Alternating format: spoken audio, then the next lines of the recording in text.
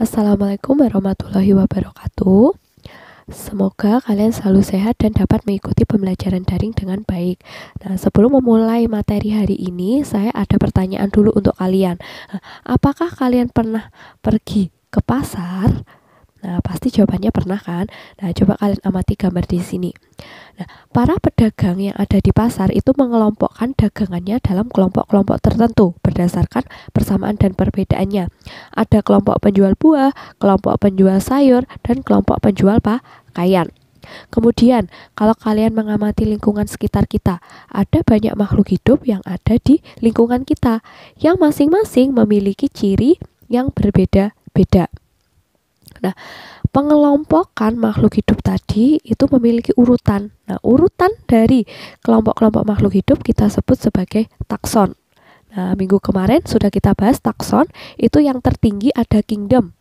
Tingkat yang kedua ada divisio atau filum, ketiga kelas, ordo, famili, genus, dan yang tingkatan paling rendah ada spesies. Nah, pengelompokan makhluk hidup tadi itu dilakukan untuk mempermudah mempelajarinya. Jadi, klasifikasi makhluk hidup adalah suatu cara mengelompokkan makhluk hidup berdasarkan persamaan dan perbedaan cirinya. Jadi, ketika manusia mengelompokkan makhluk hidup itu disebut dengan kegiatan klasifikasi. Tujuan klasifikasi adalah untuk mempermudah mengenali, membandingkan, dan mempelajari makhluk hidup. Jadi materi hari ini mengenai klasifikasi makhluk hidup. Ikut kompetensi dasarnya. Coba kalian amati semua gambar di sini. Nah, gambar-gambar ini berbeda-beda kan?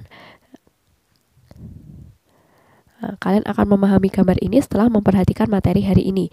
Jadi, menurut R. H. Whittaker, klasifikasi dari makhluk hidup itu dibagi menjadi 5 kingdom. Yang pertama ada kingdom Monera, kemudian kingdom Protista, kingdom Fungi, kingdom Plantae atau tumbuhan, dan juga kingdom Animalia atau kingdomnya atau kerajaannya hewan. Yang pertama kita bahas Monera. Kingdom Monera itu karakteristiknya adalah uniseluler atau bersel satu, kemudian tidak atau belum memiliki membran inti, berkembang biak dengan cara aseksual dan konjugasi, serta hidupnya bersama dalam kelompok atau koloni. Kemudian juga sifatnya adalah heterotrof. Nah, Kingdom Monera itu dibagi jadi 2 kelompok, ada bakteri dan ada cyanobacteria atau ganggang biru. Nah, yang pertama filum bakteri. Nah, bakteri yang menguntungkan contohnya ada Escherichia coli, hidup di ususnya manusia. Kemudian ada Lactobacillus cereus yang digunakan untuk pembuatan keju. Nah, bakteri yang merugikan ada Salmonella typhosa, penyebab penyakit tipes. Kemudian ada Vibrio cholerae, penyebab penyakit kolera. Kemudian bentuk bakteri. Nah, bentuk bakteri itu ada bulat. Yang A ini bulat, namanya adalah Streptococcus. Nah, yang B ini adalah batang. Nah, contohnya ada pada Lactobacillus cereus, dan spiral ini Troponema pallidum. Nah,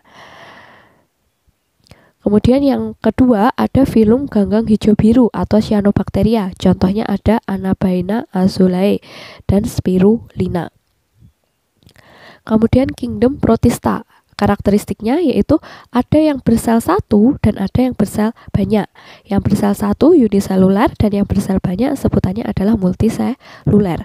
Nah, kalau Protista itu sudah memiliki membran inti, jadi dia termasuk kelompok makhluk hidup yang eukariotik. Protista itu dikelompokkan menjadi 3 kelompok. Nah, Protista yang mirip hewan, nah namanya adalah protozoa. Protista mirip tumbuhan, namanya adalah alga. Nah, Protista mirip jamur, ini ada dibagi 2, ada Mycota dan juga Oomycota. Jamur lendir dan juga jamur air. Nah, Protista mirip hewan. Nah, contohnya ini yang berdasarkan alat geraknya itu kan dibagi jadi 4. Yang pertama, Rhizopoda. Alat geraknya berupa kaki semu. Contohnya amoeba.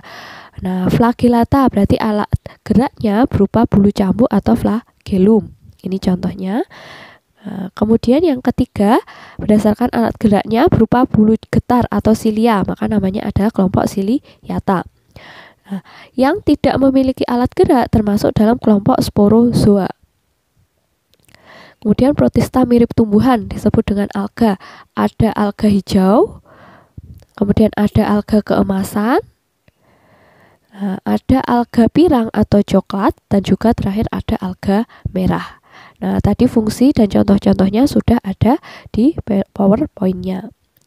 Kemudian kingdom protista lagi ada alga api. Ini alga api, kemudian ada Euglenophyta kelompoknya. Nah, protista mirip jamur. Yang pertama ada Mycota. Atau jamur lendir. Nah, ini contohnya kalau kalian amati di sini dia berlendir. Kemudian jamur air, berarti dia banyak terdapat di dalam air.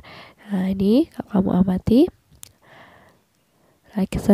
Yang ketiga ada kingdom fungi. Nah, kingdom fungi itu makhluk hidup bersel tunggal, ada juga yang bersel banyak atau multiseluler. Nah, sudah memiliki membran inti atau eukariotik, kemudian dinding selnya terbuat dari zat kitin. Nah, jadi keras. Kalau jamur itu biasanya sedikit keras. Kemudian tidak memiliki kloroplas, atau kloroplas itu zat warna pada daun yang biasa digunakan untuk fotosintesis pada tumbuhan. Nah, untuk fungi berdasarkan spora aksesualnya itu dibagi menjadi dua. Ada Sporangiospora zygomicota contohnya, dan Conidiospora. Nah, untuk kelompok fungi sendiri itu dibagi menjadi berdasarkan tempat pembentukan sporanya dibagi menjadi 4. Ada Zygomicota, Basidiomycota, Ascomycota, dan Deuteromycota. Nah, jadi ada 4. Nah, yang pertama ada Zygomicota. Nah, contohnya ada Rhizopus oligoporus atau jamur yang ada pada tempe. Kemudian ada Ascomycota, Aspergillus oryzae atau jamur yang biasanya pada tape. Jadi kalau kalian tahu di tempe itu adalah ditumbuhi oleh jamur, tapi jamur yang bisa kita konsumsi. Begitu juga pada tape. Proses pembentukan tape itu dibantu oleh jamur atau fungi, kelompoknya fungi. Kemudian yang ketiga ada Basidiomycota atau jamur tiram. Dan yang keempat ada Deuteromycota atau biasanya itu contohnya ada ini penyebab penyakit busuk pada tanaman Sclerotium forsythia.